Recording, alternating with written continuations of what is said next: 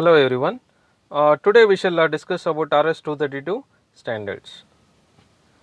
In the previous session we discussed about serial port programming, or we discussed about the basics of serial communication. What is serial communication, and what is the asynchronous and synchronous method of communication, and also we saw framing and data rate and bit rate and baud rate. Today we shall discuss about RS-232 standard. So what is this RS-232 standard is?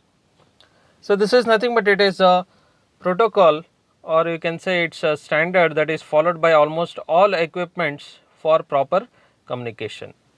So whenever you want to have a communication between, or if you want to have a connection between different kinds of devices, you should have some common or standard format, so that everyone will follow that particular standard, and according to that the communication will takes place.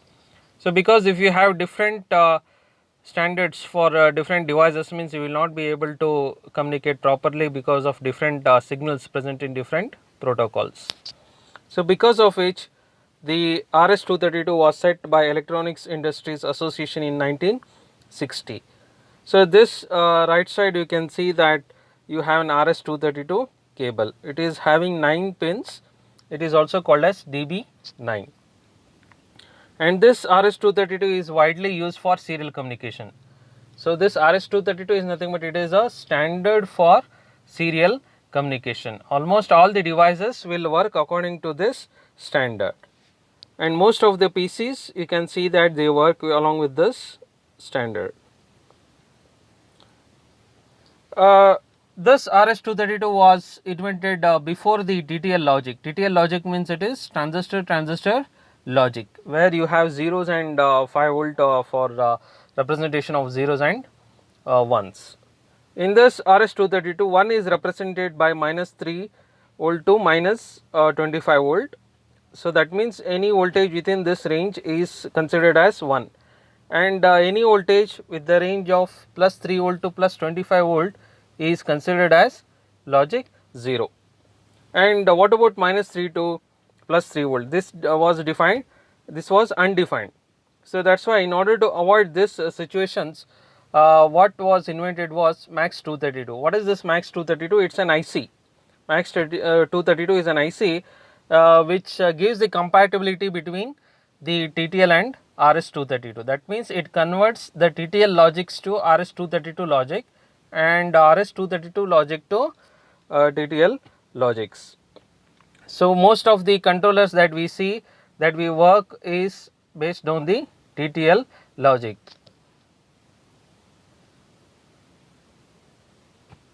So next this is called as the DB9 signals. So this we can commonly you might have found in computers and all. So this is used for serial communication. So you have 9 pins.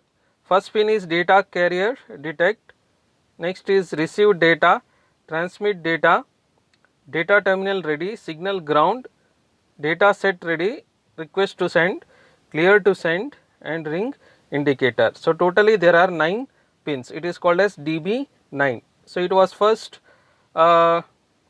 used in IBM PC.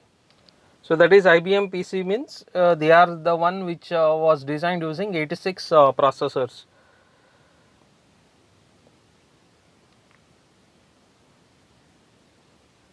So whenever you want to have a communication, you have 2 equipments. One is called as data terminal equipment, another is data communication equipment.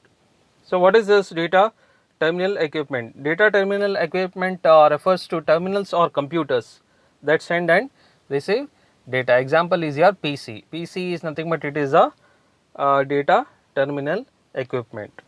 And DCE, what is this? DCE is data communication equipment. What is this data communication equipment is?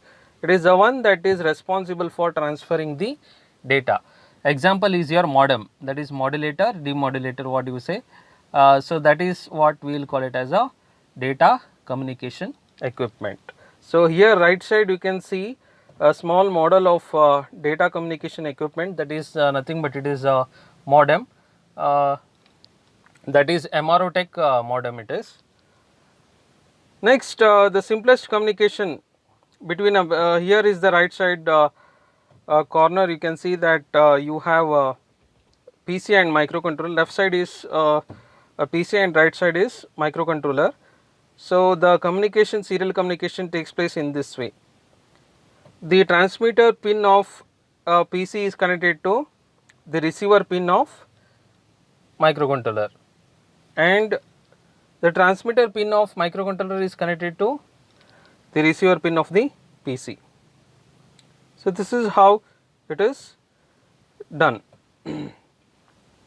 So now the simplest connection is 3 wire connection, that is TXD of one is connected to RXD of the other, and RXD of one is connected to TXD of the other devices, and ground is common between these two. Next, you have handshaking signals. What is this handshaking signal is? So whenever you want to have a proper communication, you should have an handshaking signals. What is this handshaking signals? We shall see now. So for example, whenever you meet a person, if you say hello, he will say hi. So what is that is? It is nothing but it is a response that you get from saying hello. You will get a response that it is hi. So that is what is nothing but it is a response that is given by the other device for the signal that you are going to send. So similarly, if you have two devices A and B, assume that A and B are two devices, it will send some signal to B. It can be anything. Sometimes it can be a request to devices or request to resources or anything, and this device B will communicate or it will give a response to that particular signal that you have sent. So these two signals together called as handshaking signals. So now whatever the signal that comes from B is in response to the signal that was sent earlier by A to the B. So that means these two are related to each other. So this signal that was sent from B to A was a response to the signal that was sent from A to B. So that is what is handshaking signals is. So what are those handshaking signals? We shall see now. The first you can see that it is data terminal ready. So that means you have two devices. You can see DTE means it is your computer PC and DCE means it is modem. So now the DTE is ready for transmission. So it sends a signal that I am ready for communication. You can see that a signal is passed. So this says that I am ready. So now it will respond to this particular signal, and this signal is called as data set ready. So that means if the DC is ready for communication, it will send an active low signal to the DTE that it is ready or not. So similarly, if the DTE is ready for communication, it will send an active low signal. That means it will send 0 or 1. If it is 0 means it says that the data is ready. So that means DTR is output to your DTE and input to your DCE. And these DTR and DSR together are called as handshaking signals, because DSR is in response to the DTR. Next you have another handshaking signals. So that is request to send. So whenever the DTE has some data to send, it will send a signal to the DCE that I have a byte to transfer. DCE means modem here, DTE means it is computer. RTS, request to send. I want send some data that I have. So that is sent by an information as RTS to the DC. Usually the signals are active low. Active low means 0 means it is nothing but it is communicating. So next there will be a response to this particular signal. So, through CTS, that is clear to send. So, when the DCE is ready to receive the data that DTE sends, it sends a signal, active low signal. So, that is as your CTS, clear to send. That means you send the data to me, I will receive it. So, these together will form another handshaking signals. So, here you can see that RTS is output from DTE and input to DCE, and CTS is output from DCE and input to DTE. That is what is your handshaking signals are. So, next is data carrier detect. What is carrier? First you should understand carrier. What is carrier is? It is nothing but it is a high frequency signal that gets modulated by the zeros and ones. We saw that if you want to transmit the bits for longer distance, it is better to go for modulation. If you do not do modulation, it will be prone to errors. So, usually what we will do is we will not send as it is, we will send it as the modulated signals. So, you are modulating a high frequency carrier. So, once detecting high frequency carrier is nothing but it is detecting your data. So, now once the data is detected by your DTE, so it is going to inform that the modem asserts signal DCD to inform that DTE has a valid carrier has been detected and the connection is established. So, that is this carrier detect is nothing but it is an output from your data communication equipment, that is modem, and an input to the DTE, that is your PC. So, whenever this modem detects the carrier, so it is going to send an information to the PC that it has detected the carrier.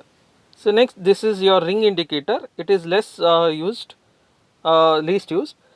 It is an output from modem and input to PC, and it indicates that the telephone is ringing. Usually this is related to telephone lines, and usually this is this goes on and off in synchronization with the ringing sound that you get in the telephones. So, since modem takes care of answering, this is least often used. And here is the IBM PC compatible ports. I think you might have seen all these things in your PCs and all. So, usually what is this IBM PC or compatible ports means? Compatible means, so these are nothing but the processors which are based on 8086 models like 286, 386, 486. In general we call it as x86. So, usually this will be having two ports, namely COM1 and COM2. So, to the right side you can see a diagram, in that you can find two green color ports. So, they are called as DB9. So, there will be 9 pins in that. So, one, if you connect one for mouse, another can be used for 8051 connection. This can be connected for the 8051 connection. So, here is an IC of MAX 232. So, as I said earlier, MAX 232 is an IC. It is an IC. It's an IC that is used for converting RS-232 logic levels to TTL logic level. We saw that RS-232 logic level means for representation of 1, you will use the voltages -3 to -25, and to represent 0 you are using +3 volt to +25 volt. So, in order to convert, this will not be understood by the controller, because controller uses TTL logic levels. So, this will not be understood. In order to have a proper communication and to have the translation of these levels, you are using this IC. So, this IC contains the drivers, line drivers, those are called as line drivers. So, you can see that there are one side is called as TTL side, another is called as your RS-232 side. Again there are 4 line drivers. So, T1 in, T1 out, R1 out, R1 in, T2 out, T2 in, R2 out and R2 in. So, now this is how you are converting the TTL to RS-232 levels using this MAX 232. The line drivers used for TXD are called T1 and T2, and the drivers used for RXD are called as receiving, it is called as your R1 and R2. So here you can see that 8051, and you have a MAX 232, and after MAX 232 you have a DB9 connection. So this is about your RS 232. Thank you.